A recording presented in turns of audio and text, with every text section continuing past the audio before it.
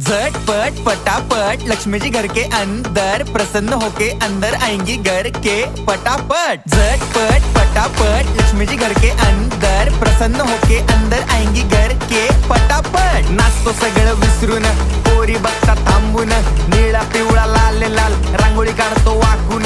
सणासुदीला रांगोळी काढ, भाऊचा बर्थडे रांगोळी काढ, नवीन वर्ष रांगोळी काढ, कलर उरला रांगोळी काढ।